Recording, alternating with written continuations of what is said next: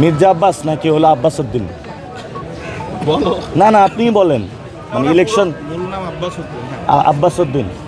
মির্জা কোথা থেকে আসে? এই লিফলেটের নাম লিখছে হলো জন্মগ্রহণ করছে নাকি শাহজাহানপুরে, আর উইকিপিডিয়াতে লেখা হলো কিশোরগঞ্জে। এখন ওনার ওয়াইফ, উনি তো কি মহিলা দলের সভাপতি?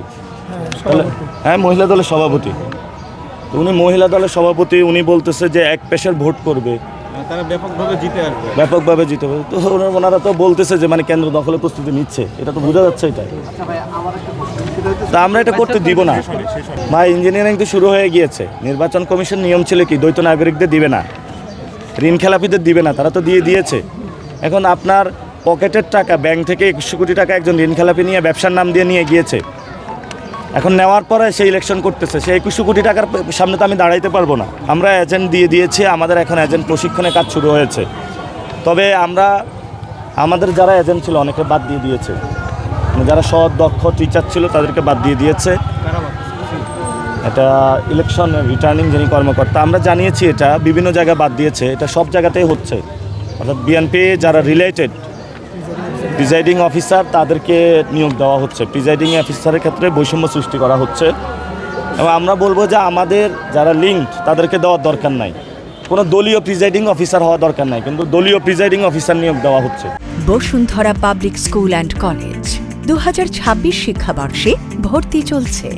এবার দানের শীষটা নিয়ে এসেছে সন্ত্রাস, চাঁদাবাজ, দুর্নীতিবাজ। তো যিনি দানের শীষকে কলুষিত মানুষ এবার করতে চাইবে না। দানের শীষের যারা ভোট দিতে চেয়েছে এবার তারা শাপলাগুলিতে ভোট দিবে, কারণ তারা এখানে সন্ত্রাস, চাঁদাবাজি, দুর্নীতিমুক্ত এলাকা করতে চায়। পরের বার তারা দেখা যাক, যদি ভালো প্রার্থী আসে তখন দেখা যাবে। এবার তারা ধানের শীষে ভোট দেবে না। আপনি সবার কাছে যে বলছেন গ্যাংস্টার গ্যাংস্টার, মানে বিষয়টা আসলে কি বার্তা দিচ্ছে? উনি কমিশনার হয়েছে গুলি করতে করতে। আমাকে একজন বলল যে আমি ছোটবেলায় একসাথে কাজ করেছিলাম, এবং গুলি করতে করতে কমিশনার হয়েছে। এগুলো তো আমরা জানি, ইতিহাস জানি। যখন যুব দলের সভাপতি হয়েছে পকেটে কয় টাকা ছিল, একজন নিয়ে বলছে ঠিক আছে তোরে পরিবহনের সভাপতি বানায় দিলাম, তুই এটা কই রাখা। গয়েশ্বরকে বাস মালিকের সমিতির সভাপতি বানায় দিছে, এটা কই রাখাইছে। গয়েশ্বর তো এরকম সন্ত্রাসী কার্যক্রম চালায় না, উনি এত চালায় কেন? এবং পুরো বাংলাদেশের পরিবহন সেক্টরের একটা বড় মাফিয়া।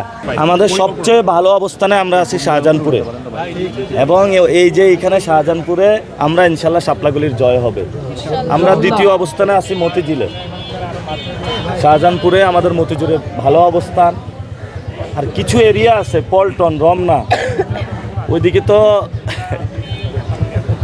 ওইদিকে ওইগুলো তো আমাদের এই গলিতে আমরা হলো ঘুরে বেড়াইছি, সবার সাথে কথা বলেছি।